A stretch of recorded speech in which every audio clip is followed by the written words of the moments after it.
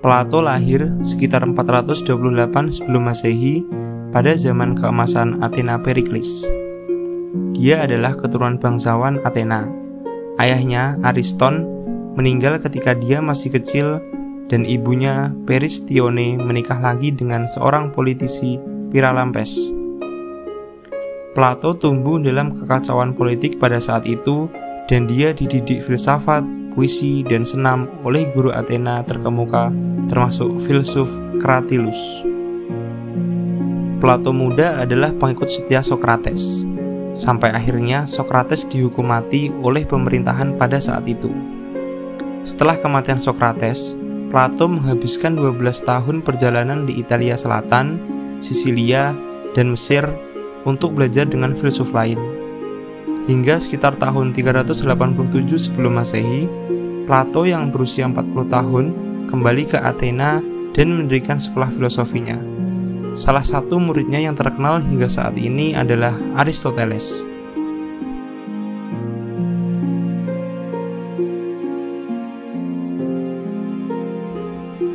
Seseorang bijaksana berbicara karena merasa memiliki sesuatu untuk dikatakan, sedangkan seorang yang bodoh berbicara karena mereka merasa harus mengatakan sesuatu. Dalam kutipan tersebut, orang yang bijaksana akan berbicara saat benar-benar sudah ada isinya. Dia telah menguasai materi dan ilmu yang akan dibicarakan, sehingga yang dibicarakan itu benar adanya dan bisa dipertanggungjawabkan. Maka dari itu, orang yang seperti itu menurut Plato adalah orang yang bijaksana. Berbeda dengan orang bodoh, dia berbicara karena dia ingin berbicara. Maksudnya, dia hanya berbicara sembarangan, tidak dipikir karena hanya diikuti nafsu ingin berbicara. Mungkin agar bisa terlihat lebih pintar, lebih bijaksana, dan lebih terlihat mempunyai banyak pengalaman. Padahal, perasaan tersebut bisa saja menjadi bumerang kepada dirinya sendiri hingga mencerminkan bahwa dirinya orang bodoh. Contoh lain adalah hoax. Hoax ini dibuat dan dibagikan oleh orang bodoh. Pembuat hoax, dia membuat dengan nafsunya sendiri untuk mencari kepuasan dirinya sendiri hingga akhirnya merugikan banyak orang lain. Dalam agama pun kejadian seperti ini dilarang. Bahkan dalam Islam, ini termasuk dalam fitnah dan itu lebih kejam daripada pembunuhan. Oleh sebab itu, jadilah orang yang jika ingin mengatakan sesuatu harus dipikir dulu. Apakah yang saya katakan ini benar? Apakah yang saya katakan ini tidak menyinggung orang lain? Dan sebagainya. Berikan pertanyaan-pertanyaan ke dalam diri sendiri sebelum berbicara, karena itu akan menjadikan kita lebih bijaksana tanpa harus menginginkan terlihat bijaksana.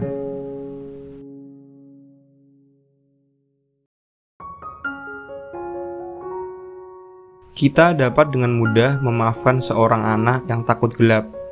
Sedangkan tragedi hidup yang sebenarnya adalah ketika manusia dewasa takut akan cahaya.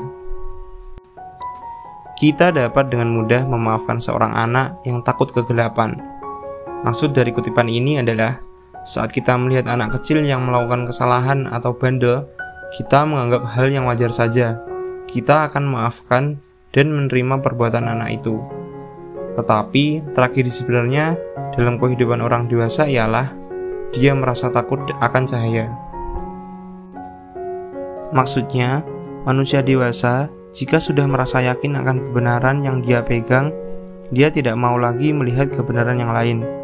Dia akan takut dengan cahaya kebenaran karena bisa saja mengubah kebenaran dalam dirinya. Saat kita takut dengan cahaya, maka hati akan tertutup. Cahaya kebenaran tidak akan bisa masuk dan kita hanya bisa sampai di situ. Kita tidak akan bisa berkembang, tidak open-minded, dan akhirnya kita menjadi ketertinggalan dalam hal apapun. Maka dari itu, jadilah orang yang rendah hati, jangan pernah mengira bahwa kita itu benar. Ilmu itu tidak terbatas, sama halnya dengan kebenaran. Setiap sudut pandang pasti mempunyai kebenaran yang berbeda, dan itu juga bisa menjadi sebuah kebenaran yang baru.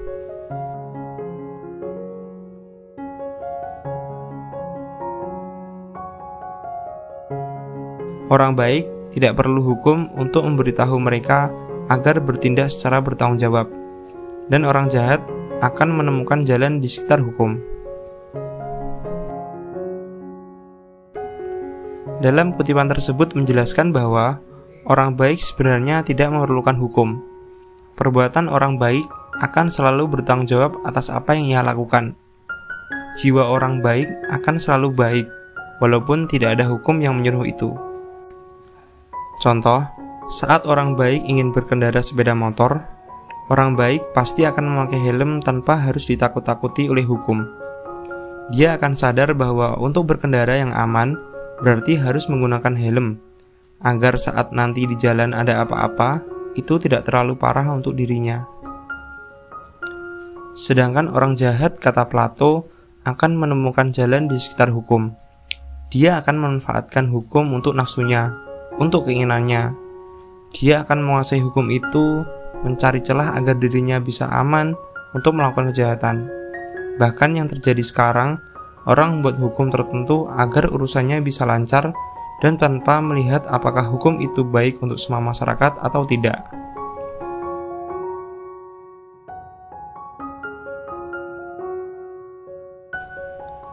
Apakah yang suci itu dicintai oleh Tuhan karena suci, atau suci karena dicintai oleh Tuhan? Kutipan yang ini berbeda dengan kutipan sebelumnya. Kutipan ini lebih ke sebuah pertanyaan dan sindiran kepada kita.